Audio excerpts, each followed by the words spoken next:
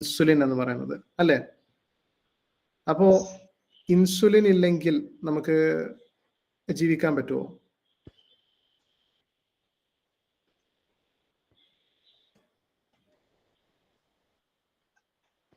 കേൾക്കുന്നുണ്ടോ? കേൾക്കുന്നുണ്ട് sir. Insulin ഇല്ലെങ്കിൽ ജീവിക്കാൻ പറ്റുമോ നമുക്ക്? പറ്റില്ല. അതെന്ത്? പറ്റില്ല. അതെന്തുകൊണ്ടാണ്? അത് നമ്മുടെ ശരീരത്തിൽ ബോഡിയിലുള്ള പഞ്ചസാര കൂടും.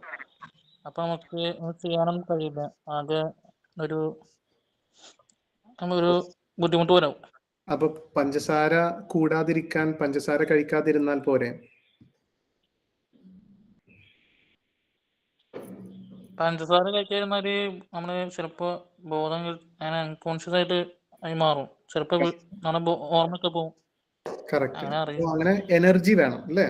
അപ്പൊ പഞ്ചസാരയിൽ നിന്ന് നമുക്ക് കിട്ടുന്നത് എനർജിയാണ്. അപ്പൊ പഞ്ചസാര അല്ലാത്ത വേറെ എന്തെങ്കിലും നമുക്ക് എനർജി തരാൻ പറ്റുമോ? പഞ്ചസാര മാത്രമാണോ നമുക്ക് എനർജി തരുന്നത്? അല്ല. വേറെ എന്തൊക്കെ തരും?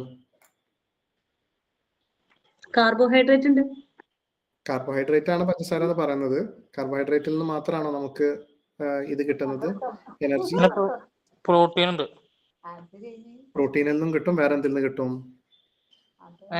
മാംസ്യം, കൊഴുപ്പിൽ നിന്നും കിട്ടും. നമ്മുടെ ശരീരത്തിൽ കൊഴുപ്പിൽ നിന്നും എനർജി ഉണ്ടാക്കാം, പ്രോട്ടീനിൽ നിന്നും എനർജി ഉണ്ടാക്കാം.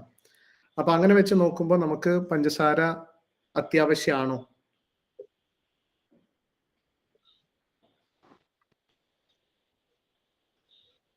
കേൾക്കുന്നുണ്ടോ? അങ്ങനെ വെച്ച് നോക്കുമ്പോ അല്ല. അപ്പൊ അങ്ങനെ വെച്ച് നോക്കുമ്പോൾ നമുക്ക് ഇൻസുലിൻ അത്യാവശ്യമാണോ? ഇല്ല. നമുക്കൊരു ചെറിയ തോതിൽ നമുക്ക് ആവശ്യമാണ്. നമുക്ക് മധുരം ആവശ്യമാണ്, നമുക്ക് ഇൻസുലിൻ ആവശ്യമാണ്. പക്ഷെ ഈ ഒരു കാലഘട്ടത്ത് നമ്മൾ വെറും മധുരത്തിനെയും വെറും ഇൻസുലിനെയും മാത്രമാണ് നമ്മൾ ആശ്രയിക്കുന്നത്. എന്തിന്? എനർജിക്ക് വേണ്ടിയിട്ട്. അവിടെയാണ് നമ്മൾ ചെയ്യുന്ന തെറ്റ്. ഓക്കെ. അപ്പോ ഇതിന്റെ ഒരു ബുദ്ധിമുട്ട് എന്താണെന്ന് ചോദിച്ചാൽ, നിങ്ങൾ പറഞ്ഞു ഇൻസുലിൻ എന്ന് പറയുന്നത് മധുരത്തിനെ ഉപയോഗിക്കാൻ സഹായിക്കുന്ന ഒരു കാര്യമാണ്. നമ്മുടെ രക്തത്തില് മധുരം വന്നു കഴിഞ്ഞാൽ അല്ലെങ്കിൽ ഗ്ലൂക്കോസ് വന്നു കഴിഞ്ഞാൽ പെട്ടെന്ന് തന്നെ അവിടെ നിന്ന് മാറ്റാൻ ആണ് ഇൻസുലിൻ വരുന്നത് അല്ലേ? ഇത് നിങ്ങൾ പറഞ്ഞ കാര്യങ്ങളാണ്. അപ്പൊ എന്തുകൊണ്ടാണ് ഇൻസുലിൻ വന്നിട്ട് പെട്ടെന്ന് തന്നെ മധുരത്തിന് രക്തത്തിൽ നിന്ന് മാറ്റുന്നത്?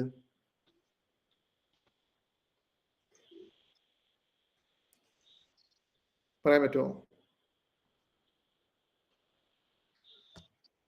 അറിയില്ല. അത് ബ്ലഡിൽ ആവശ്യമില്ലാത്തോണ്ടായിരിക്കൂലേ ഷുഗർ?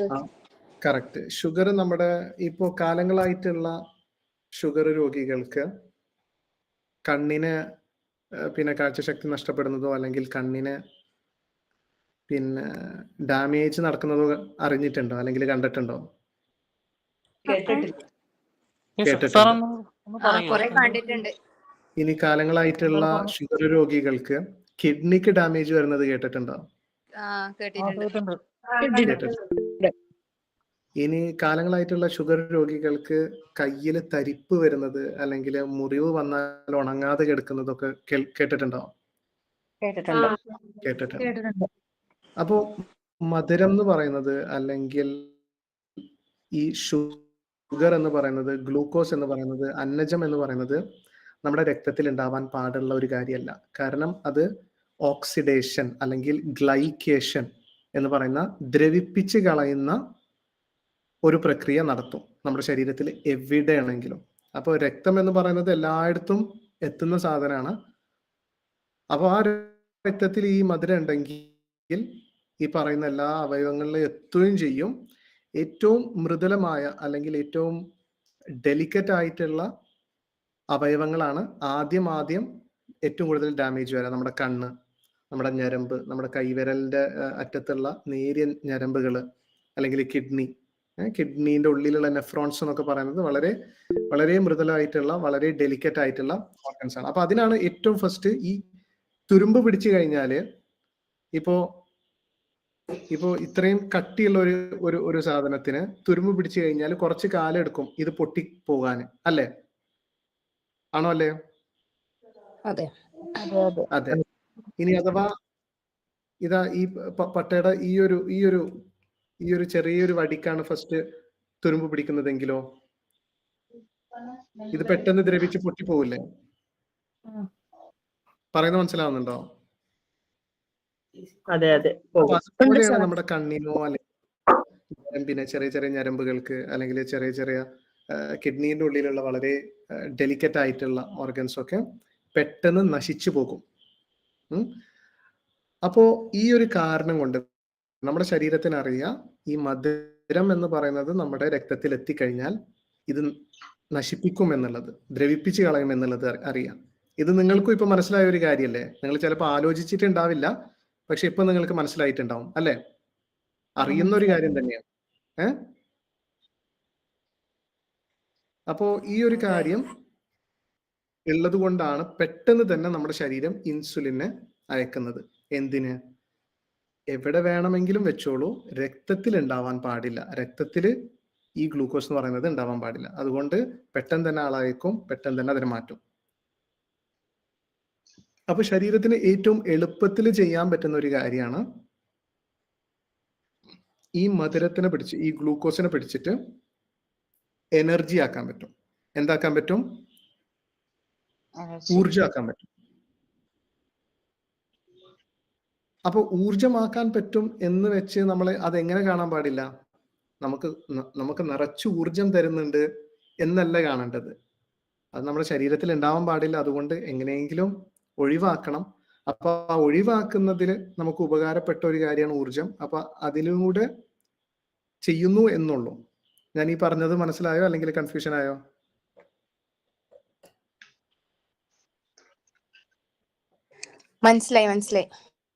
മനസ്സിലായിട്ടുണ്ട്. അപ്പോ അതൊരു വിധം. ഓക്കെ.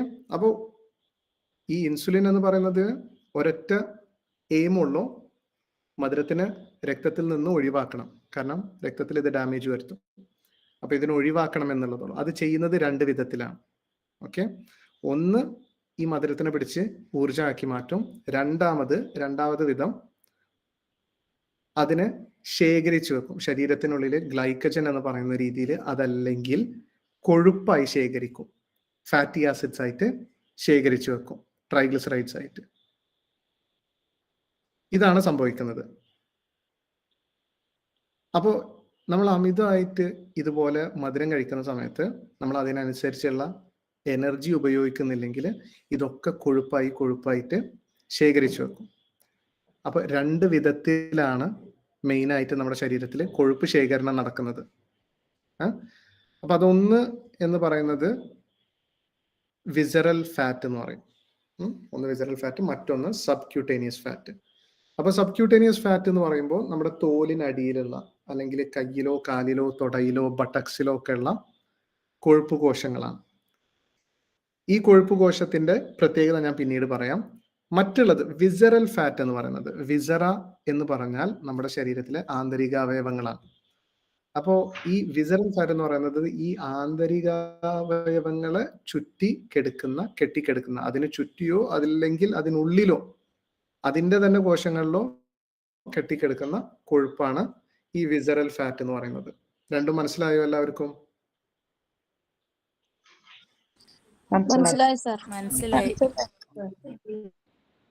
അപ്പോ ഇതില് നല്ലത് ഏതാണെന്ന് ചോദിച്ചു കഴിഞ്ഞാൽ സബ്ക്യൂട്ടേനിയസ് ഫാറ്റ് ആണ്. കാരണം നമ്മുടെ ശരീരത്തില് നമുക്ക് പല കാര്യങ്ങൾക്കും ആവശ്യമുള്ള ഒരു കാര്യമാണ് കൊഴുപ്പ്. അപ്പോൾ സബ്ക്യൂട്ടേനിയസ്ലി കിടക്കുമ്പോൾ ആർക്കും ഒരു ദ്രോഹം ചെയ്യുന്നില്ല. പക്ഷെ ഇത് വിസറൽ ഫാറ്റ് ആയി കിടക്കുന്ന സമയത്ത് ഭയങ്കരമായി നമുക്ക് ഡാമേജുകൾ വരുന്നുണ്ട്. അതെന്തുകൊണ്ടാണെന്ന് ചോദിച്ചാൽ ശരിക്കും നമ്മുടെ വയറിന് പുറത്തേക്കാളും ഫാറ്റ് ഉള്ളിൽ നല്ലോണം ഉണ്ട് എന്നാ പറയുന്നല്ലേ? അതെ, അതാണ് വിസറൽ ഫാറ്റ്. അപ്പൊ ഞാൻ അതിൽ പറഞ്ഞു വരുന്നത്, ഇപ്പൊ സബ്ക്യൂട്ടേനിയസ് ഫാറ്റ് എന്ന് പറയുന്നത് ഇങ്ങനെയാണ് ഉണ്ടാവുക. ഇവിടെ കാണുന്നുണ്ടോ? ഇതിന്റെ ഒരു വ്യത്യാസം എന്താണ് എല്ലാവർക്കും തോന്നുന്നത്? ഇതിന്റെയും രണ്ടിന്റെയും വ്യത്യാസം എന്താണ് തോന്നുന്നത്? വലുപ്പ വ്യത്യാസം എന്നുള്ളത് മാത്രമല്ല, എണ്ണത്തിലുള്ള വ്യത്യാസം ആണോ അല്ലേ? അതെ. അപ്പോ നമ്മുടെ തോലിനടിയിലുള്ള കൊഴുപ്പ് എങ്ങനെയാണെന്ന് വെച്ചാൽ ഇതിനുള്ളിൽ കൊഴുപ്പ് അടിയും തോറും ഒരു കൊഴുപ്പ് കോശം ഫില്ലായി കഴിഞ്ഞാൽ പെട്ടെന്ന് തന്നെ ഇതിൽ നിന്ന് മറ്റൊരു കോശത്തിന് കൂടെ ഉണ്ടാക്കും. പുതിയ ഒരു കോശത്തിന് ഉണ്ടാക്കും. അപ്പൊ അതിൻ്റെ ഉള്ളിലും ഫില്ലാക്കും. പിന്നെ മറ്റൊന്നിനുണ്ടാക്കും. പുതിയത് കുറെ എണ്ണം ഉണ്ടാക്കി വെക്കും. അതുകൊണ്ട് ഒരു കോശത്തിന് തന്നെ എന്തില്ല? സ്ട്രെസ് ഇല്ല, വീർപ്പ് മുട്ടുന്നില്ല. ഞാൻ പറയുന്നത് മനസ്സിലാവുന്നുണ്ടോ? മനസ്സിലാവുന്നുണ്ട്. ഒന്ന് ഇപ്പൊ ഞാൻ നല്ലോണം കഴിച്ചെന്ന് വിചാരിക്കുക. ഞാൻ നല്ലോണം കഴിച്ച് എനിക്ക് പറ്റുന്നില്ല എങ്കിൽ ഞാൻ വേറൊരു വയറിനെ ഉണ്ടാക്കി ആ വയറിന്റെ ഉള്ളിലേക്ക് വെച്ചുകൊണ്ടിരിക്കുകയാണ്. മനസ്സിലായോ? പക്ഷേ വിസറൽ ഫാറ്റ് എന്ന് പറയുന്നത് നമ്മുടെ ആന്തരികാവയവങ്ങളെ ചുറ്റിയുള്ള, നമ്മുടെ ലിവറിന് ചുറ്റും, കരളിന് ചുറ്റും, നമ്മുടെ ഹൃദയത്തിന് ചുറ്റും, ഓവറി, അണ്ടാശയം അല്ലെങ്കിൽ യൂട്രസ്, ഇതിനൊക്കെ ചുറ്റുള്ള കോശങ്ങളിൽ കൊഴുപ്പ് അടിഞ്ഞു കഴിഞ്ഞാൽ ആ വിസറൽ ഫാറ്റിന്റെ ഒരു പ്രശ്നം എന്ന് വെച്ചാൽ ഇതിനിങ്ങനെ പുതിയതായിട്ട് ഒരു വയർ ഉണ്ടാക്കാൻ പറ്റില്ല. ഈ വയറിൽ തന്നെ ഇങ്ങനെ വീർപ്പ് മുട്ടും. ഇതിങ്ങനെ നിറഞ്ഞ് നിറഞ്ഞ് നിറഞ്ഞ് വലിപ്പം കൂടും. ഇവിടെ കാണുന്നുണ്ടല്ലോ എല്ലാവർക്കും. അപ്പൊ അങ്ങനെ കൂടുന്ന സമയത്ത് ഭയങ്കര സ്ട്രെസ് ആവും. ഈ കോശങ്ങൾക്കൊക്കെ സ്ട്രെസ് സിഗ്നൽ കൊടുക്കും. സ്ട്രെസ് സിഗ്നൽ പുറപ്പെടുപ്പിക്കും. അപ്പൊ നമ്മുടെ ശരീരം വിചാരിക്കും ഇവിടെ എന്തോ തരത്തിലുള്ള ഒരു വൈറസോ ബാക്ടീരിയോ വന്നിട്ടുണ്ട്, എന്തോ നടക്കുന്നുണ്ട്, നമ്മളെ നശിപ്പിക്കാൻ നോക്കുന്നുണ്ട്, നമുക്കുള്ളില് ഏതോ തരത്തിലുള്ള ഒരു രോഗം കൊണ്ടുവരാൻ നോക്കുന്നുണ്ട് എന്ന് വിചാരിച്ച് ശരീരം ഈ സ്ട്രെസ് സിഗ്നൽ കാണുന്ന സമയത്ത് പെട്ടെന്ന് തന്നെ നമ്മുടെ ശരീരത്തിലെ പോലീസിനെയും പട്ടാളത്തിനെയും വിളിക്കും. മാക്രോഫേജ്, WBCs കേട്ടിട്ടുണ്ടോ?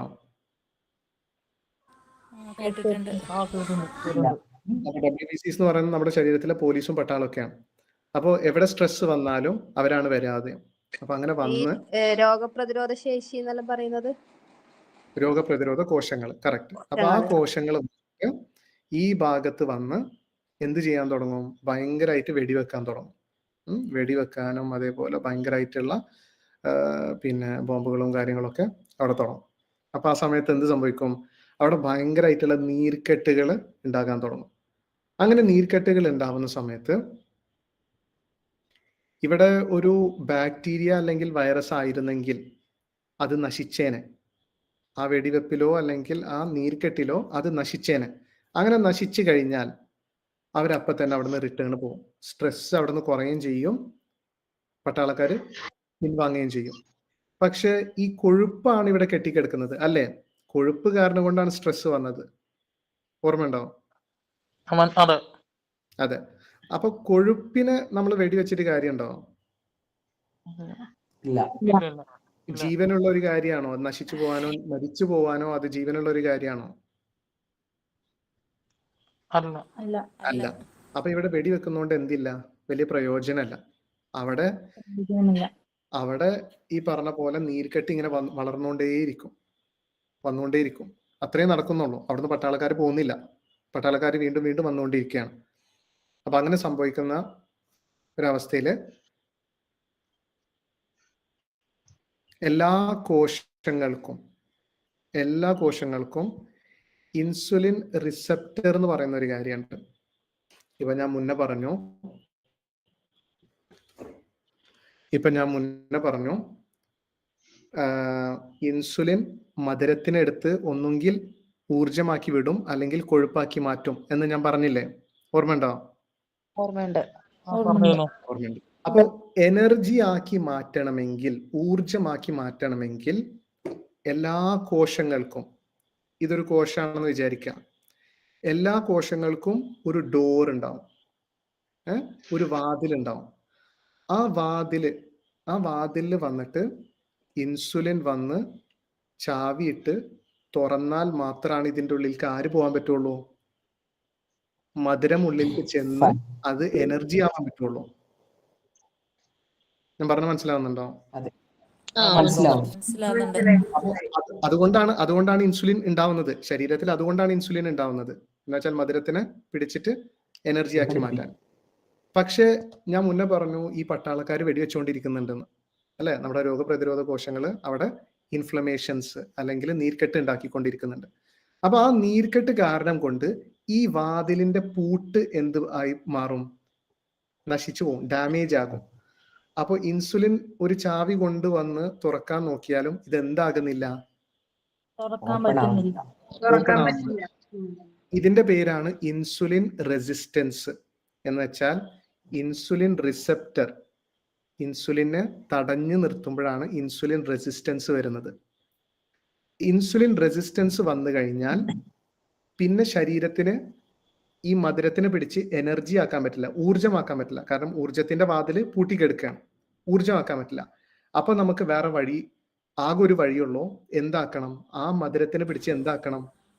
കൊഴുപ്പാക്കണം. കൊഴുപ്പാക്കി. ഇപ്പൊ മനസ്സിലായോ എല്ലാവർക്കും?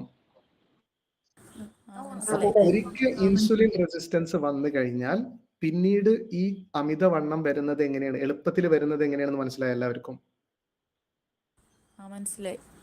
അപ്പൊ ഈ കൊഴുപ്പാക്കി മാറ്റുന്ന സമയത്ത് ചിലവരില് പാരമ്പര്യമായി ലിവറിൽ ആണ് ഏറ്റവും ആദ്യം കൊഴുപ്പ് ശേഖരിക്കപ്പെടുന്നത്. അത് നമുക്ക് പറയാൻ പറ്റില്ല, ആർക്ക് എങ്ങനെയാണെന്നുള്ളത് പറയാൻ പറ്റില്ല. പാരമ്പര്യം നോക്കിയാൽ ചിലപ്പോൾ നമുക്ക് ഒരു ഐഡിയ കിട്ടും, ചിലപ്പോൾ അങ്ങനെ ഇല്ലാതിരിക്കാം. അപ്പോ ആദ്യം ഫുള്ള് ഈ കൊഴുപ്പൊക്കെ ശേഖരിച്ചു വെക്കുന്നത് ലിവറിലോട്ടാണ്. അപ്പൊ ലിവറിൽ ഇങ്ങനെ കൊഴുപ്പ് ചേർന്ന് എന്ത് വരും? Fatty liver. ഇനി ചിലവർക്ക് ഈ കൊഴുപ്പ് ശേഖരിക്കുന്നത് അവരുടെ അണ്ടാശയത്തിലായിരിക്കും, ഓവറീസിൽ. അപ്പൊ അങ്ങനെ ശേഖരിച്ച് ഈ ഓവറീസിൽ നീർക്കെട്ട് വന്ന് ഹോർമോണൽ ഇംബാലൻസ് വന്ന് സിസ്റ്റ്, ഫൈബ്രോയിഡ് കാര്യങ്ങളൊക്കെ വന്ന് അങ്ങനെയുള്ള ഒരു അസുഖത്തിന് നമ്മൾ എന്താണ് പറയാ? PCOD. ഞാൻ പറയുന്നത് മനസ്സിലാവുന്നുണ്ടോ? അപ്പൊ അങ്ങനെയുള്ള ഒരു രീതിയിൽ ശേഖരിച്ചു വെക്കാനുള്ള പിന്നെ കോശങ്ങളൊക്കെ ശേഖരിച്ചു കഴിഞ്ഞു. പിന്നെ എനർജി ആക്കാന് എല്ലായിടത്തും ഇൻസുലിൻ റെസിസ്റ്റൻസും ആണ്. അപ്പൊ അങ്ങനെയുള്ള ഒരു അവസ്ഥയിൽ രക്തത്തിൽ തന്നെ ഈ മധുരം കെട്ടിക്കെടുക്കും.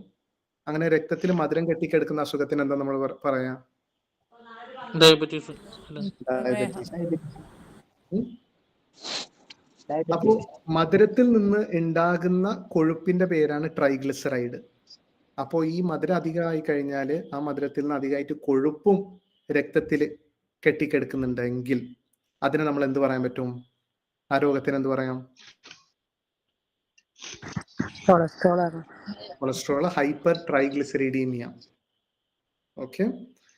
ഇനി ഈ പറഞ്ഞ പോലെ കൊഴുപ്പ് എന്ന് പറയുന്നത് നമ്മുടെ ശരീരത്തിലെ മറ്റുള്ള എല്ലാ ഭാഗങ്ങളിലും അടിഞ്ഞുകൊണ്ടിരിക്കുകയാണെങ്കിൽ ആ അസുഖത്തിന് നമ്മൾ എന്താണ് പറയുന്നത്?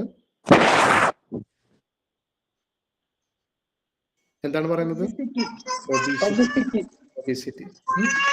അപ്പോ 80% ഈ പറയുന്ന അസുഖങ്ങളൊക്കെ ഇതിന്റെ ഒക്കെ ഉത്ഭവം നടക്കുന്നത് ഇൻസുലിൻ റെസിസ്റ്റൻസിൽ നിന്നാണ്. മറ്റ് പല ബുദ്ധിമുട്ടുകൾ ഉണ്ടാവാം, പക്ഷെ അതൊക്കെ ഇത്രയും അധികം ഈ കാലഘട്ടത്തിൽ ഇത്രയധികം വലിയൊരു റീസൺ ആയിട്ട് വരുന്നില്ല. എന്ന് വെച്ചാൽ വൈറൽ ഇൻഫെക്ഷൻ കാരണം കൊണ്ടോ അല്ലെങ്കിൽ അധികമായിട്ടുള്ള ആൽക്കഹോൾ എടുക്കുന്നത് കൊണ്ടോ അല്ലെങ്കിൽ മറ്റെന്തെങ്കിലും ബുദ്ധിമുട്ടുകൾ, ജനറ്റിക് ആയിട്ടുള്ള ഡിസീസുകൾ. പക്ഷെ അതൊന്നും ഇത്രയും തന്നെ 80% ഇൻസുലിൻ റെസിസ്റ്റൻസ് തന്നെയാണെന്ന് പറയുമ്പോൾ നിങ്ങൾക്ക് മനസ്സിലാവും അത് എത്രത്തോളം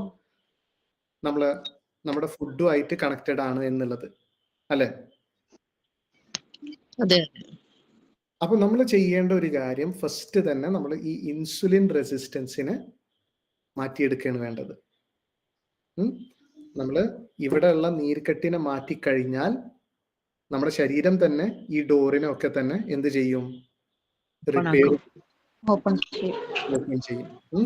അപ്പൊ അങ്ങനെ ചെയ്തു കഴിഞ്ഞാൽ ശരീരം പതുക്കെ ഈ പറയുന്നതൊക്കെ യൂട്ടിലൈസ് ചെയ്ത് തുടങ്ങും. അപ്പൊ അതിന് നമ്മളൊരു നല്ലൊരു ബാലൻസ് ആയിട്ട് ഫസ്റ്റ് ഇങ്ങനെ അസുഖം വന്നിട്ടുള്ള ഒരു വ്യക്തിക്ക് നമ്മൾ കുറച്ച് സ്ട്രിക്റ്റ് ആയിട്ടുള്ള ഒരു ഡയറ്റ് ആയിരിക്കും കൊടുക്കുന്നത്. പിന്നീട് നമ്മൾ ബാലൻസിങ് ആയിട്ടുള്ള ഡയറ്റ് കൊടുക്കും. അപ്പോൾ സാധാരണ പറയപ്പെടാറുള്ള ഒരു കാര്യമാണ് നമ്മൾ ഇറച്ചിയും മീനും മുട്ടയൊക്കെ കഴിച്ചാലാണ് ഈ പറഞ്ഞ പോലെ പൊണ്ണത്തടി വരുന്നത് എന്നുള്ളത്, അല്ലേ? അതെ. പക്ഷെ കൊഴുപ്പല്ല, കൊഴുപ്പല്ല, അന്നജം അല്ലെങ്കിൽ മധുരമാണ് ശരിക്കും നമ്മുടെ ശരീരത്തിൽ കൊഴുപ്പായി മാറുന്നത്. അപ്പോ നമ്മുടെ ശരീരത്തിൽ ഈ ഗ്രെയിൻസ് എന്ന് പറയുന്നത് ഫാറ്റായി മാറും അല്ലെ. ഇത് ഇപ്പൊ ഓൾമോസ്റ്റ് എല്ലാവർക്കും മനസ്സിലായ ഒരു കാര്യമാണ്. നിങ്ങൾക്ക് അറിയോ ഇല്ലെന്ന് അറിയില്ല. പിന്നെ ഇപ്പൊ ഓൾമോസ്റ്റ് എല്ലാവർക്കും അറിയുന്ന ഒരു കാര്യമാണ്, ചോറ് കഴിച്ചു കഴിഞ്ഞാൽ തടി വെക്കും അല്ലെങ്കിൽ ഇതുപോലെയുള്ള അസുഖങ്ങൾ വരും എന്നുള്ളത് അറിയാം. പക്ഷെ പലർക്കും അറിയാത്ത ഒരു കാര്യമാണ് ഇതെന്ത് വെച്ച് സബ്സ്റ്റിറ്റ്യൂട്ട് ചെയ്യണം എന്നുള്ളത്. എന്ന് വെച്ചാൽ ചോറിന് പകരമായിട്ട് എന്ത് കഴിക്കാം എന്നുള്ളതാണ് എപ്പോഴും എല്ലാവർക്കും വരുന്ന ഒരു ഡൗട്ട് അല്ലെ. ഈ ചോറിന് പകരമായിട്ട് നമുക്ക് എന്താ കഴിക്കാൻ പറ്റുക? പയറുവർഗ്ഗങ്ങളായിട്ട് ഇപ്പൊ കടല അതൊക്കെ. അപ്പോ ഗോതമ്പും പിന്നെ തേനൊക്കെയോ? അതിനെ കുറിച്ച് അറിയില്ല. അപ്പോ പലപ്പോഴും നമ്മൾ ഷുഗർ രോഗികളൊക്കെ കാണുമ്പോൾ അവര് ഫസ്റ്റ് തന്നെ എന്നോട് പറയുന്നത് ഞാൻ ചോറ് മാറ്റി ഞാനിപ്പോ ഗോതമ്പിലോട്ട് പോയി എന്ന് പറയാറുണ്ട്. നിങ്ങളും കേട്ടിട്ടുണ്ടോ അങ്ങനെ? അപ്പൊ ചോറില് നമ്മള് അരി എടുത്ത് നോക്കുമ്പോ അരിയിൽ എത്ര ശതമാനമാണ് മധുരം ഉള്ളത്, അതില് അന്നജം ഉള്ളത്? 20%. അതില് 85% മധുരമുണ്ട്, അന്നജമുണ്ട്. അപ്പോ നമ്മൾ അത് വെച്ച് നോക്കുമ്പോ ഇനി പിന്നെ ഗോതമ്പിൽ എത്ര ശതമാനം ഉണ്ട്? ഗോതമ്പിൽ 80%. ഒരു 75 to 80% തന്നെ ഉണ്ട്. അപ്പൊ നിങ്ങൾ ഒന്ന് ആലോചിച്ച് നോക്ക്, നമ്മൾ ഈ ചോറ് മാറ്റിയിട്ട് ഗോതമ്പ് എടുത്തിട്ട് കാര്യമുണ്ടോ?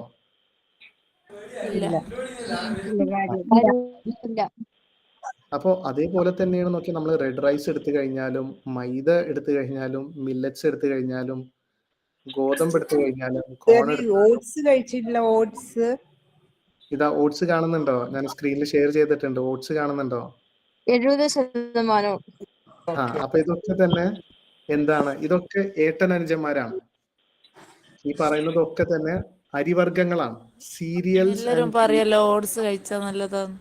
ഈ റോൾഡ് ഓട്സ് ഒക്കെ നല്ലതാന്നാണോ പറയുന്നത് എല്ലാവരും? അതൊക്കെ സീരിയൽസ് ആൻഡ് ഗ്രെയിൻസിൽ പെട്ടിട്ടുള്ളതാണ്. ഇതൊക്കെ തന്നെ അരിവർഗ്ഗങ്ങളാണ്. അപ്പോ അങ്ങനെ റോൾഡ് ഓട്സ് എന്ന് പറയുന്നത് താരതമ്യേന ചിലപ്പോൾ ഒരു 50% ഒക്കെ കുറവാണെന്നുള്ളൂ. പക്ഷെ അപ്പോഴും ഇതിൽ എന്തുണ്ട്? ഇത് നമ്മൾ ക്വാണ്ടിറ്റി കുറച്ചിട്ടില്ലെങ്കിൽ നമുക്ക് എന്ത് വരും? തീർച്ചയായും ഇൻസുലിൻ റെസിസ്റ്റൻസ് എന്ന് പറയുന്ന കാര്യം വരും. ഇൻസുലിൻ റെസിസ്റ്റൻസ് ഇപ്പൊ എല്ലാവർക്കും മനസ്സിലായില്ലേ? അപ്പോ ഇതൊരു സയന്റിഫിക് റിസർച്ചിൽ നടന്നിട്ടുള്ള കണ്ടുപിടുത്താണ്. എത്രയാണ്? ഇത് 1980 കറക്റ്റായിട്ട് എത്ര ഉണ്ട് എന്നുള്ളത്, ഓരോന്നിലും എത്ര മധുരം അന്നജം ഉണ്ട് എന്നുള്ളത്. കാർബോഹൈഡ്രേറ്റ് CHO എന്ന് പറയുന്നത് കാർബോഹൈഡ്രേറ്റ് ആണ്. അപ്പോ അരിയിൽ 80, വീറ്റില് 75, ഇതൊക്കെ ആവറേജ് ആണ്.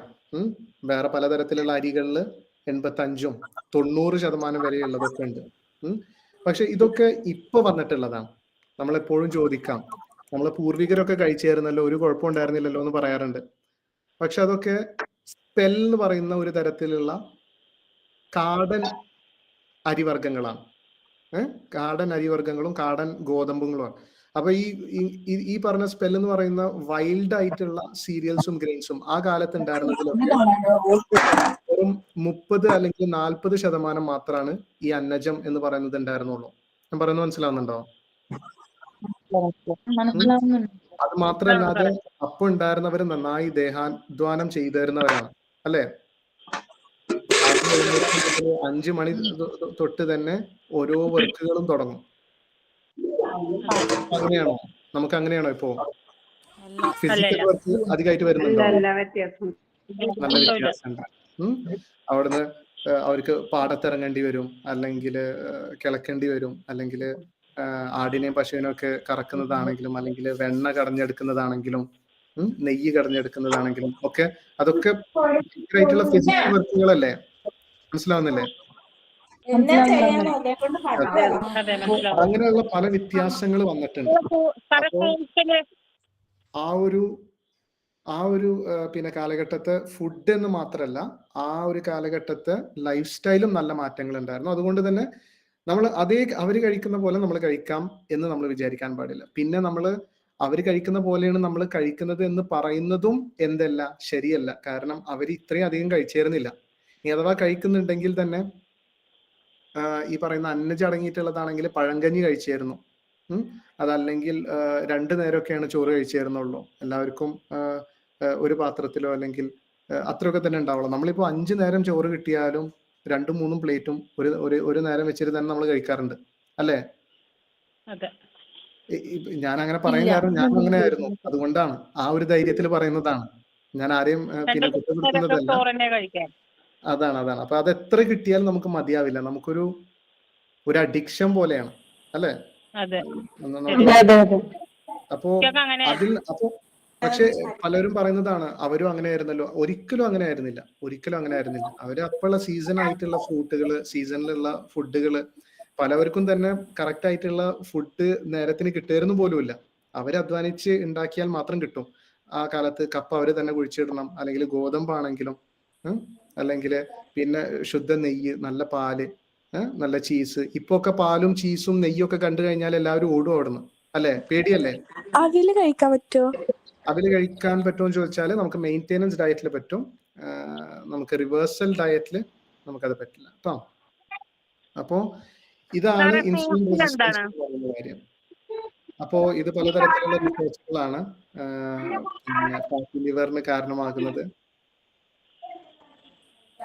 ICHR-EBP എന്ന് പറയുന്ന ഒരു കാര്യമാണ് ഈ കൊഴുപ്പാക്കി മാറ്റുന്നത്, കാർബോഹൈഡ്രേറ്റിന്. അപ്പൊ നമ്മുടെ ഈ കാലഘട്ടത്തെ ഏറ്റവും വലിയ നമുക്ക് വന്നിട്ടുള്ള ഒരു ബുദ്ധിമുട്ടാണ് ഈ പറഞ്ഞ പോലെ അന്നജം എന്നുള്ളതും റിഫൈൻഡ് ഓയിലും അതിൽ omega-6 എന്ന് പറയുന്നത് വളരെ ഇൻഫ്ലമേറ്ററി അല്ലെങ്കിൽ നീർക്കെട്ട് ഉണ്ടായി കഴിഞ്ഞാൽ പെട്ടെന്ന് എന്തുണ്ടാവും? ഇൻസുലിൻ റെസിസ്റ്റൻസ് വരും. ഓർമ്മയുണ്ടല്ലോ? ഞാൻ ഇൻസുലിൻ റെസിസ്റ്റൻസിനെ പറഞ്ഞ കുറിച്ച് ഓർമ്മയല്ലേ? കോശങ്ങളിൽ എന്താണ് സംഭവിക്കുന്നത് ഓർമ്മയുണ്ട്. ഞാൻ ഒന്നുകൂടെ കാണിച്ചു തരാം. അപ്പൊ ഇത് മറക്കാൻ പാടില്ല. അപ്പൊ നമ്മൾ വളരെ സയന്റിഫിക് ആയിട്ട് തന്നെയാണ് നമ്മൾ ഇത് നിങ്ങൾക്ക് ഫുഡിനെ കുറിച്ച് പറഞ്ഞു തരുന്നതും ഏതൊക്കെ ഫുഡാണ് നല്ലത്, ശരീരത്തിൽ നീർക്കെട്ടുകൾ ഉണ്ടാക്കുന്നുണ്ടോ അല്ലെങ്കിൽ ഡാമേജുകൾ ഉണ്ടാക്കുന്നുണ്ടോ എന്നുള്ളതൊക്കെ തന്നെ നമ്മളെല്ലാം പഠനങ്ങൾ ആസ്പദമാക്കി മാത്രമല്ല, നമുക്ക് റിസൾട്ടുകളും വെച്ചിട്ടാണ്. നമ്മുടെ പിന്നെ സോഷ്യൽ മീഡിയ പ്ലാറ്റ്ഫോം ഒക്കെ എടുത്ത് നോക്കിക്കഴിഞ്ഞാൽ നിങ്ങൾക്ക് മനസ്സിലാവും നമ്മൾ എത്രത്തോളം നമുക്ക് മാറ്റങ്ങൾ വരുന്നുണ്ട് എന്നുള്ളത്. ഇപ്പൊ നിങ്ങൾക്ക് തന്നെ ഇതിലുള്ളവരുണ്ടാവാം, അല്ലെ? നന്നായിട്ട് വെയിറ്റ് കുറയുന്നവരും ഉണ്ടാവാം. നല്ലപോലെ ചേഞ്ചസ് ഉണ്ട്. അപ്പൊ അത് വെറും എന്നുള്ളത് മാത്രമല്ല, തടി കുറക്കാൻ നമുക്ക് എന്തും ചെയ്യാം.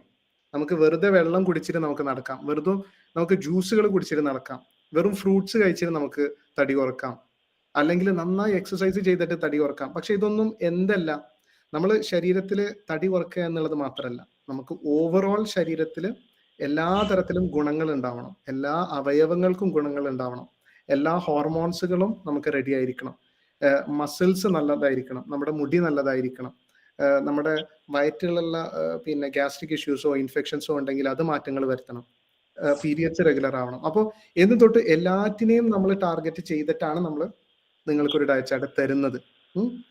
അപ്പോൾ അങ്ങനെ തന്നെ എടുക്കണം. ഇപ്പൊ എനിക്ക് കഴിഞ്ഞ ആഴ്ച ഒരു കസ്റ്റമർ വിളിച്ചിട്ടുണ്ടായിരുന്നു, ഒരു പേഷ്യന്റ് വിളിച്ചിട്ടുണ്ടായിരുന്നു. അപ്പൊ അങ്ങേര് പറഞ്ഞത്, എനിക്ക് നിങ്ങളുടെ ഡയറ്റ് ചാർട്ട് ഇഷ്ടപ്പെട്ടു, പക്ഷെ ഞാൻ ഒന്നുകൂടെ പെട്ടെന്ന് ഞാൻ കുറയാൻ വേണ്ടിയിട്ട് എന്ത് ചെയ്തു, ഞാൻ ലഞ്ച് മാത്രം കഴിച്ചിട്ടുള്ളൂ, ഞാൻ മറ്റുള്ള നേരം വേറെ ഒന്നും കഴിച്ചിട്ടില്ല എന്ന് പറഞ്ഞു. പക്ഷെ ഇങ്ങേർക്ക് എന്ത് പറ്റി? ഇങ്ങനെ അത് നമ്മളോട് ചോദിക്കാതെയാണ് ചെയ്തത്. അങ്ങനെ തല കറങ്ങി വീണ് പിന്നെ ഹോസ്പിറ്റലിൽ പോയി ട്രിപ്പൊക്കെ കുത്തിവെക്കേണ്ടി വന്നു. അപ്പോൾ നോക്കുകയാണെങ്കിൽ ശരിക്കും നിങ്ങൾക്ക് വയറ് നിറച്ച് തരാനുള്ള നമ്മൾ തരുന്നുണ്ട്, അല്ലെ? നമ്മൾ പട്ടിണി കിട്ടിട്ടല്ലോ നിങ്ങളെ വെയിറ്റ് കുറക്കുന്നത്, അല്ലെ? 3 നേരം കഴിക്കുന്നില്ലേ? 4-5 നേരം കഴിക്കുന്നില്ലേ? ഓരോന്നും ഞാനത് മറ്റുള്ള ക്ലാസ്സുകൾ വരുന്ന സമയത്ത് ഞാൻ പറയാം. ഇനി അടുത്ത് നമ്മൾ കൊഴുപ്പുകളെ കുറിച്ച് പറയാം. അപ്പൊ കൊഴുപ്പുകൾ നിങ്ങൾക്ക് നല്ലതാണോ മോശമാണോ, നിങ്ങളെ ശരീരത്തിന് എന്തിനു വേണ്ടിയിട്ടാണ് കൊഴുപ്പുകൾ കഴിക്കാൻ പറയുന്നത് എന്നുള്ളതൊക്കെ നമ്മൾ കൃത്യമായിട്ട് ഓരോ ക്ലാസ്സിലും പറഞ്ഞു തരും. അപ്പൊ അതിനെ കുറിച്ചൊന്നും പേടിക്കേണ്ട. ഇനി അഥവാ വെയിറ്റ് കുറയുന്നില്ലെങ്കിലും പേടിക്കേണ്ട. അതിനുള്ള നിങ്ങളുടെ ശരീരത്തിന് എന്താണ് സംഭവിക്കുന്നത് എന്നുള്ളത് നോക്കിയിട്ട് അതിനുള്ള പരിഹാരങ്ങൾ പറഞ്ഞു തരും കേട്ടോ. വെള്ളം കുടിക്കുന്നതിനെ കുറിച്ചിട്ട് എന്താണ്? കൂടുതൽ വെള്ളം കുടിക്കാൻ പറയുന്നുണ്ടല്ലോ. വെള്ളം കുടിക്കുന്നത് ഒരു 2-2.5 ലിറ്ററോളം മാത്രം മതിയാകും. ഈ കൂടുതൽ വെള്ളം കുടിക്കുന്നത് എന്ന് പറയുന്നത് ശരിക്കും സയന്റിഫിക് അല്ല. ഞാൻ പല ഡയറ്റീഷ്യൻസും പറയുന്നത് കേട്ടിട്ടുണ്ട്, ഇത്ര കിലോക്ക് ഇത്ര വെള്ളം കുടിക്കണം എന്നുള്ളത്. അതൊന്നും ആവശ്യമല്ല. കാരണം നമ്മുടെ ശരീരത്തിൽ വെള്ളം മാത്രമല്ല, നമ്മുടെ ശരീരം, നമ്മൾ ഇപ്പോൾ ഫ്രൂട്ട്സ് കഴിക്കുന്നുണ്ടെങ്കിലോ അല്ലെങ്കിൽ ഒരു സാമ്പാർ കഴിക്കുന്നുണ്ടെങ്കിലോ അതിൽ നിന്നൊക്കെ വെള്ളം കിട്ടുന്നുണ്ടെങ്കിൽ അത് മതി, ആ ഒരു ഹൈഡ്രേഷൻ മതി. പിന്നെ മാത്രമല്ല, അത് വെള്ളം മാത്രം അധികമായിട്ട് കുടിക്കുന്ന സമയത്ത് നമ്മുടെ ശരീരത്തിൽ മിനറൽസ് അല്ലെങ്കിൽ മൈക്രോ പിന്നെ ന്യൂട്രിയൻസ് എന്ന് പറയുന്ന കുറച്ച് കാര്യങ്ങളുണ്ട് ശരീരത്തിൽ. വളരെ ചെറിയ കാര്യങ്ങളാണ്, പക്ഷെ വലിയ ഇമ്പാക്റ്റ് ആണ് ഉണ്ടാക്കുന്നത്. എന്ന് വെച്ചാൽ ഏറ്റവും പിന്നെ നല്ലൊരു എക്സാമ്പിൾ അതിന് സോഡിയം എന്ന് പറയുന്നതാണ്. സോഡിയം എല്ലാവർക്കും അറിയുന്നതല്ലേ? സോഡിയം എല്ലാവർക്കും അറിയാം. അതുപോലെ മഗ്നീഷ്യം ഉണ്ട്, ഫോസ്ഫറസ് ഉണ്ട്, മാംഗനീസ് ഉണ്ട്, സെലീനിയം ഉണ്ട്, സിങ്ക് ഉണ്ട്. പക്ഷെ ഈ സോഡിയം എന്ന് പറയുന്നത് എല്ലാവർക്കും അറിയാം. സോഡിയം നമ്മുടെ പ്രഷറൊക്കെ ഒന്ന് ബാലൻസ് ചെയ്യാനുള്ളതാണ്. അമിതമായിട്ട് വെള്ളം കുടിക്കുമ്പോൾ ഈ സോഡിയം ഒക്കെ ഒലിച്ചു പോകും. ബാക്കിയുള്ളതും ഒലിച്ചു പോകുന്നുണ്ട്, അതിൻ്റെതായിട്ടുള്ള ബുദ്ധിമുട്ടുകളും ഉണ്ടാവും. പക്ഷെ നിങ്ങൾക്ക് ഇത് പെട്ടെന്ന് മനസ്സിലാവുന്നത് കൊണ്ട് ഇത് പറയുന്നു എന്നുള്ളൂ. അപ്പൊ സോഡിയം ഇങ്ങനെ ഒലിച്ചു പോയി കഴിഞ്ഞാൽ പിന്നെ ശരീരത്തിന് ബ്ലഡ് പ്രഷർ മെയിൻറ്റെയിൻ ചെയ്യാൻ പറ്റില്ല. പറ്റില്ലെങ്കിൽ ബ്രെയിനിലേക്ക് എപ്പോഴും കൃത്യമായിട്ട് രക്തോട്ടം ഇല്ലെങ്കിൽ, അങ്ങനെ ഹൃദയത്തിന് അങ്ങോട്ടേക്ക് പിന്നെ എത്തിക്കാൻ പറ്റുന്നില്ലെങ്കിൽ എന്ത് സംഭവിക്കും? തലകറങ്ങി വീഴുക എന്നുള്ളത് മാത്രമല്ല, മരണം വരെ സംഭവിക്കാം. അപ്പൊ വെള്ളം ഇങ്ങനെ നല്ലതാണ് എന്ന് പറഞ്ഞിട്ട് അത് അമിതമായിട്ട് കുടിക്കേണ്ട ഒരു ആവശ്യമല്ല. നിങ്ങൾ കുടിക്കുന്ന വെള്ളം അത് കുറച്ച് ഇലക്ട്രോലൈറ്റ്സ് ഉള്ള കലക്കിയ വെള്ളമാണെങ്കിൽ അത്രയും നല്ലത്. നമുക്ക് കരിക്ക് നല്ലതാണ്, അതല്ലെങ്കിൽ നാരങ്ങയും ഉപ്പിട്ടിട്ടുള്ള വെള്ളം നല്ലതാണ്. പിന്നെ ഇളനീര് അല്ലേ പറയുന്നത്? ഇളനീര് കരിക്കെന്ന് പറയുന്നത് തെറ്റാണോ? എനിക്കറിയില്ല, മലയാളം കുറച്ച് വീക്കാണ്. അല്ല, അതും മധുരം ഉള്ളതല്ലേ, അതിന് കുഴപ്പമുണ്ടാവില്ല. വളരെ നെഗ്ലിജിബിൾ ആണ്. അത് നെഗ്ലിജിബിൾ അമൗണ്ട്സ് ആണ്. നമുക്ക് പറയാൻ മാത്രമുള്ള പറയാൻ. അപ്പോ നിങ്ങളൊന്ന് ആലോചിച്ച് നോക്കി, ഇപ്പൊ ഒരു ഇത്രയും അധികം ചോറ് കഴിക്കുന്ന ഒരാൾ അതൊക്കെ ഒഴിവാക്കി ഒരു ദിവസം ഒരു ഗ്ലാസ് ചായയിൽ കുറച്ച് മധുരട്ട് കുടിച്ചെന്ന് വെച്ചിട്ടും എന്തില്ല, ഇഷ്യൂസ് ഇല്ല. നിങ്ങൾ അത് ചെയ്യണം എന്നല്ല ഞാൻ പറയുന്നത്. നിങ്ങൾ ഡയറ്റ് തീർന്നതിന് ശേഷം നിങ്ങൾ ചെയ്താൽ മതി. പക്ഷെ ഞാൻ അതാണ് പറയുന്നത്. അപ്പൊ നമ്മൾ മെജോറിറ്റി എന്താണ് നമ്മുടെ ശരീരത്തെ ബാധിക്കുന്നത് എന്നുള്ളത് നമ്മൾ മനസ്സിലാക്കണം. അപ്പൊ അങ്ങനെയുള്ള ഒരു യുക്തിയിൽ വേണം നമ്മൾ കാര്യങ്ങൾ ചെയ്യാൻ. എങ്ങനെയാണ്? ഒരു ഡൗട്ട് ചോദിക്കട്ടെ. ഞാൻ സ്റ്റിറോയിഡ് എടുക്കുന്ന ആളാണ്. ഞാന് മോർണിംഗും നൈറ്റും സ്റ്റിറോയിഡ് എടുക്കുന്നുണ്ട്. ഒരു 15 വെച്ചിട്ട് ഡെയിലി എടുക്കുന്നുണ്ട്. അപ്പൊ അതും എന്താ പറയാ, ഞാൻ നിങ്ങളെ ഇതിൽ ചേരുന്നതിന് മുൻപ് തന്നെ ഞാൻ ഫുഡെല്ലാം കൺട്രോൾ ചെയ്യും ഒക്കെ ചെയ്തിരുന്നു. ഷുഗർ ചെയ്തു, കാര്യങ്ങളൊക്കെ ചെയ്തിരുന്നു. പക്ഷെ എനിക്ക് എന്നും ഒരേ വെയിറ്റ്. അപ്പൊ അങ്ങനെ ആകുമ്പോ ഈ സ്റ്റിറോയിഡ് എടുക്കുന്നതുകൊണ്ട് എനിക്ക് വെയിറ്റ് ലോസ് ഉണ്ടാവോ? വെയിറ്റ് ലോസ് ഉണ്ടാവും. എല്ലാവർക്കും ഒരു ചുരുക്കം പേർക്ക് ചിലപ്പോൾ ഉണ്ടായിക്കൊള്ളണമെന്നില്ല. മെയിൻറ്റെയിൻ ആകും എന്നുള്ളത് മാത്രമല്ല, നിങ്ങൾ എന്തൊരു അസുഖത്തിനാണോ അത് എടുക്കുന്നത് അതിൽ പെട്ടെന്ന് തന്നെ നിങ്ങൾക്ക് മാറ്റങ്ങൾ വന്നു കഴിഞ്ഞാൽ നിങ്ങൾക്ക് പിന്നെ മെഡിക്കേഷൻസ് സ്റ്റോപ്പ് ചെയ്യാം, പിന്നെ ഡയറ്റ് ആയിട്ട് തന്നെ കണ്ടിന്യൂ ചെയ്യാം. ഡോക്ടർ, ഞാനൊന്ന് പറഞ്ഞോളൂ. എനിക്കിപ്പോ 1.5 കിലോ ആകെ കുറഞ്ഞിട്ടുള്ളൂ, ഒരു മാസമായി. മാഡം പിന്നെ ആപ്പിൾ സിഡർ വിനെഗർ എടുക്കുന്നുണ്ടായിരുന്നോ? ഒരു മാസമായി ഇപ്പൊ ആയിട്ട്. ആപ്പിൾ സിഡർ വിനെഗർ കഴിച്ചായിരുന്നോ? 3 നേരം കഴിക്കുന്നുണ്ട്. എത്ര ഗ്ലാസ് വെള്ളത്തിലാണ്? 5 ml 10 ml വാട്ടർ ലിറ്റർ കലക്കാനാണ് പറഞ്ഞത്. 3 നേരം കഴിക്കുന്നുണ്ട് അല്ലേ? മാഡമിന് സ്ട്രെസ് കൂടുതലാണോ? ഇല്ല, ശോധനക്കുറവുണ്ടോ? ഇപ്പം അതിന് വ്യത്യാസമുണ്ട്, പണ്ടത്തേക്കാൾ വ്യത്യാസമുണ്ട്. ഓക്കെ. അപ്പൊ മുന്നേ അങ്ങനെ ശോധനക്കുറവ് ഉണ്ടായിരുന്നു അല്ലേ? കുറയില്ല, ഭയങ്കര പാടായിട്ട് കുറയും. അപ്പൊ അത് വയറ്റിലുള്ള ഒരു ഇൻഫെക്ഷൻ ആണ് അത് കാണിക്കുന്നത്. അപ്പൊ അത് പേടിക്കണ്ട, ഇങ്ങനെ തന്നെ കണ്ടിന്യൂ ചെയ്യ്. അത് ഇൻഫെക്ഷൻ പതുക്കെ കുറഞ്ഞുകൊണ്ട് വന്നോളും. അങ്ങനെ കുറയും തോറും ഡൈജഷനും കറക്റ്റ് ആവും, വെയിറ്റും പെട്ടെന്ന് കുറയാൻ തുടങ്ങിക്കോളും കേട്ടോ.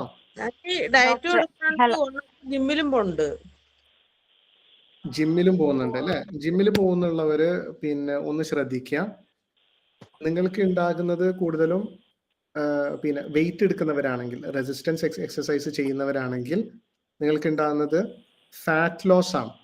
വെയിറ്റ് ലോസ് എന്ന് പറയുന്നതും ഫാറ്റ് ലോസ് എന്ന് പറയുന്നതും രണ്ടും രണ്ടാണ്. കൊഴുപ്പ് പോകുക എന്നുള്ളതും വെയിറ്റ് കുറയുക എന്നുള്ളതും രണ്ടാണ്. അപ്പോൾ അതിൽ വെയിറ്റ് കുറയണം എന്ന് നിർബന്ധം പിടിക്കേണ്ട ആവശ്യമില്ല. നിങ്ങൾ ചെയ്യുന്നത് നല്ല കാര്യമാണ്. കൊഴുപ്പ് കുറയുന്നുണ്ട് എന്നുള്ളത് മനസ്സിലാക്കിയാൽ മതി. നിങ്ങൾ ഡ്രസ്സ് ലൂസ് ആവുന്നുണ്ടെങ്കിൽ അല്ലെങ്കിൽ പാന്റ് ലൂസ് ആവുന്നുണ്ടെങ്കിൽ അതാണ് ഏറ്റവും നല്ലത്. ഇഞ്ചസും കുറഞ്ഞിട്ടില്ല. അപ്പൊ നിങ്ങൾക്ക് ഇത് തന്നെയാണ്, നിങ്ങൾക്ക് ആ ഒരു ദഹനക്കുറവിന്റെയും വയറ്റിലുള്ള കുടലിലുള്ള ഇൻഫെക്ഷന്റെയും ഭാഗമാണ്. നിങ്ങളൊന്ന് കണ്ടിന്യൂ ചെയ്താൽ മതി. വിറ്റമിൻ ഡിയും കഴിക്കും.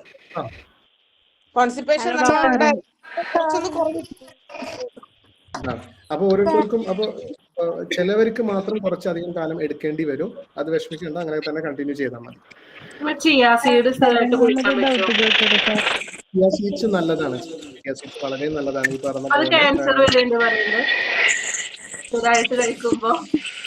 സ്ഥിരമായിട്ട് കഴിക്കുമ്പോ ഇത് നമ്മൾ ഓരോ പഠനങ്ങൾ എടുത്തു നോക്കിയാലും അതിനുള്ളിൽ പല ഫാക്ടേഴ്സ് ഉണ്ടാവും. ഇത് ഏത് ഗ്രൂപ്പിനാണ് ചെയ്തത്, അവർക്ക് വേറെ എന്തൊക്കെ കൊടുത്തിട്ടുണ്ട്, വേറെ എന്തൊക്കെയാണ് അവർ കഴിക്കുന്നത്, അല്ലെങ്കിൽ അവർക്ക് വേറെ മറ്റ് അസുഖങ്ങൾ ഉണ്ടായിരുന്നോ, അങ്ങനെയുള്ള കാര്യങ്ങളൊക്കെ നമ്മൾ നോക്കണം. അങ്ങനെ പഠനങ്ങൾ ഒരു കാര്യം ഒരു റിസൾട്ട് എന്ന് പറയുമ്പോഴേക്കും നമ്മൾ അതായത് വിശ്വസിക്കാൻ പാടില്ല. കാരണം ചിയാ സീഡ്സ് എന്ന് പറയുന്നത് നല്ലത് തന്നെയാണ്. പക്ഷെ ഈ പറഞ്ഞ പോലെ ചിലവർക്ക് ഇൻഫെക്ഷൻസ് ഉള്ള ചിലവർക്ക് വയറ്റിനുള്ളിലുള്ള ഇൻഫെക്ഷൻസ് ഉള്ള ചിലവർക്ക് മാത്രം ആ മോശമായ ബാക്ടീരിയകൾക്ക് ഇത് ഫുഡായി മാറും. അങ്ങനെ ഇത് ഫുഡായി മാറിക്കഴിഞ്ഞാൽ ചിലപ്പോൾ കൊളോൺ ക്യാൻസർ വരാൻ സാധ്യതയുണ്ട്. അത് റെയർ കേസാണ്. അപ്പൊ അങ്ങനെ പേടിച്ചിട്ട് ചെയ്യാതിരിക്കണം എന്നില്ല. പക്ഷെ നിങ്ങൾ ചിയാ സീഡ്സ് കഴിക്കുമ്പോൾ നിങ്ങൾക്ക് വയറ് വീർക്കുന്നുണ്ട്, അല്ലെങ്കിൽ വലിയ സുഖമല്ല, ദഹനം നടക്കുന്നില്ല, ഗ്യാസ്ട്രിക് ഇഷ്യൂസ് ഉണ്ടെങ്കിൽ അത് ഒഴിവാക്കാം. അത് കഴിക്കേണ്ട ആവശ്യമില്ല.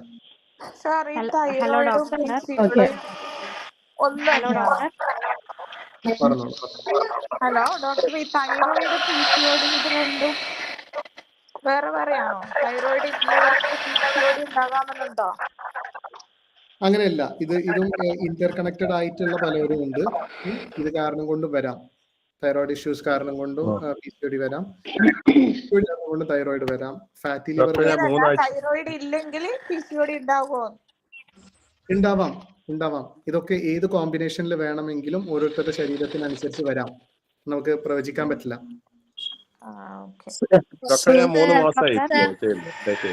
ഹലോ, ഞാൻ ഇന്ന് തൊട്ടാണ് ഡയറ്റ് തുടങ്ങിയത്, സ്റ്റാർട്ട് ചെയ്തത്. അപ്പോ ഡയറ്റ് ചാർട്ട് കിട്ടി. അപ്പൊ ഞാൻ ഡെയിലി കഴിക്കുന്ന ഫുഡ് വളരെ കുറവാണ്. ഡയറ്റ് ചാർട്ടിൽ നോക്കുമ്പോ ആ ഫുഡ് എനിക്ക് ഭയങ്കര ഓവറായിട്ട് തോന്നുന്നു. അത്രയൊന്നും ഞാൻ കഴിക്കാറില്ല.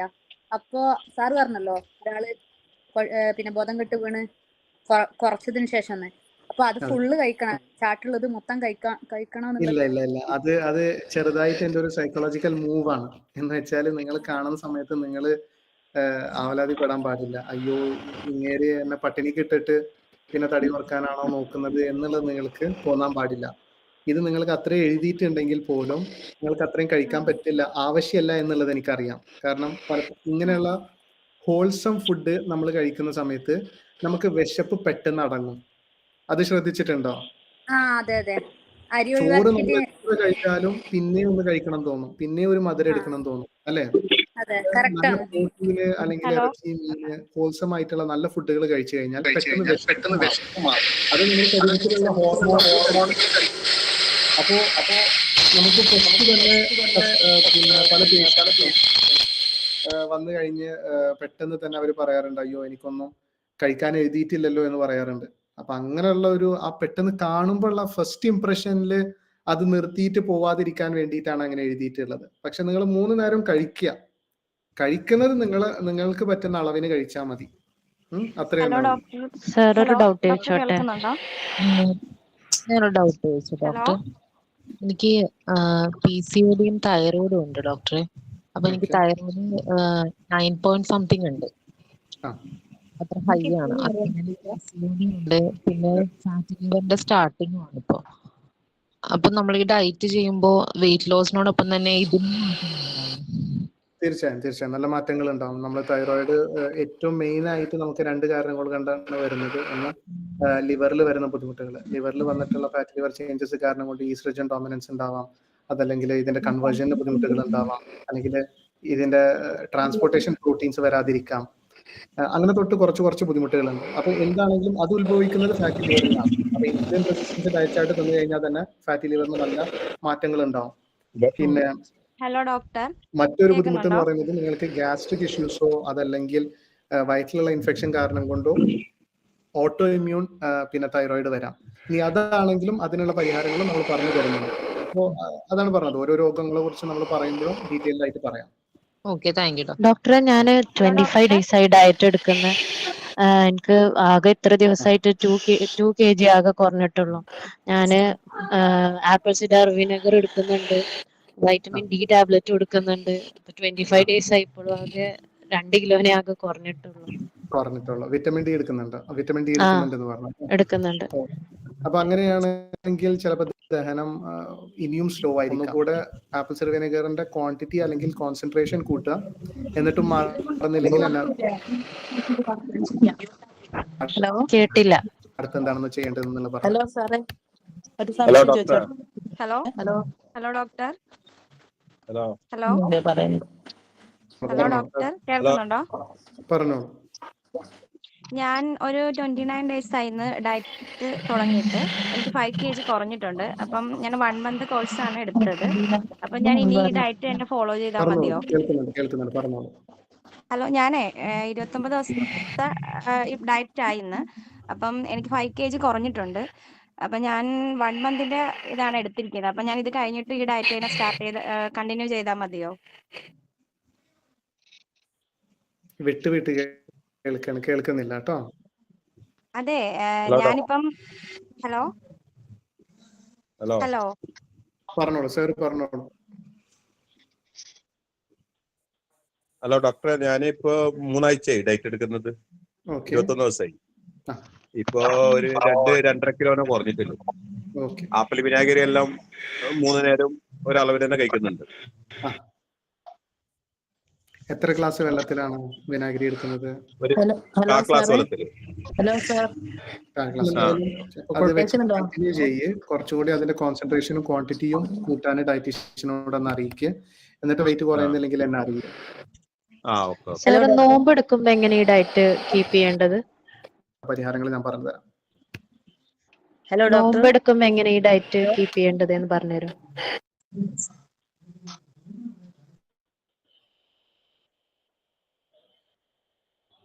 അപ്പൊ നമുക്ക് കേൾക്കുന്നില്ല, നമുക്ക് എന്തോ ഒരു ഇഷ്യൂ ഉണ്ട്, ഓഡിയോ എന്താണെന്ന് അറിയില്ല. അപ്പോൾ എന്തായാലും ഞാൻ ആർക്കെങ്കിലും ഡൗട്ട്സുകൾ ക്ലിയർ ചെയ്യാതെ പോയിട്ടുണ്ടെങ്കിൽ നിങ്ങൾ ഡയറ്റീഷ്യൻസിന് ഒരു വോയിസ് നോട്ട് അയച്ചാൽ മതി. ഒന്നുമില്ല ഞാൻ അല്ലെങ്കിൽ മറ്റേ ഡോക്ടേഴ്സ് അതിന് പിന്നെ റെമഡി പറഞ്ഞു തരും കേട്ടോ. എന്തായാലും ഇത്രയും നേരം കൂടെ ചെലവഴിച്ചതിനും ഇതിനെക്കുറിച്ച് നന്നായി അറിയാൻ ഉള്ള ഒരു ഇൻട്രസ്റ്റ് കാണിക്കുന്നതിനൊക്കെ വളരെ സന്തോഷമുണ്ട്. നിങ്ങളുടെ ആരോഗ്യത്തിന്റെ കാര്യത്തിൽ നിങ്ങൾ തന്നെ ഇത്രയും ഇൻട്രസ്റ്റ് എടുക്കുന്നതിൽ. അപ്പോൾ ഇനിയും നമുക്ക് അടുത്ത ക്ലാസ്സിൽ നമുക്ക് കൊഴുപ്പുകളെ കുറിച്ച് മനസ്സിലാക്കാം. കൊഴുപ്പ് എന്ന് കേൾക്കുമ്പോൾ തന്നെ എല്ലാവർക്കും പേടിയാണ്. നമ്മൾ ശരീരത്തിൽ നിന്ന് ഒഴിവാക്കാൻ നോക്കുന്നത് കൊഴുപ്പാണ്, പക്ഷെ കഴിക്കാൻ പറയുന്നത് കൊഴുപ്പാണ്. അപ്പൊ അതിനെ കുറിച്ചുള്ള ഒരു ക്ലാരിറ്റി ഒക്കെ വരുത്തി തരാം.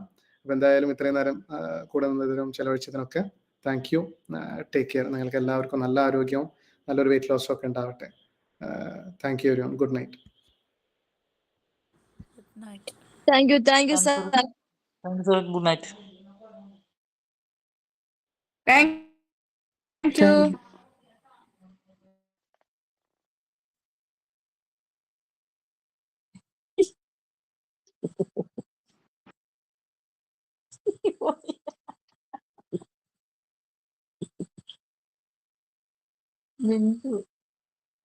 വെച്ചു, എന്തായാലും പോയിട്ടില്ല.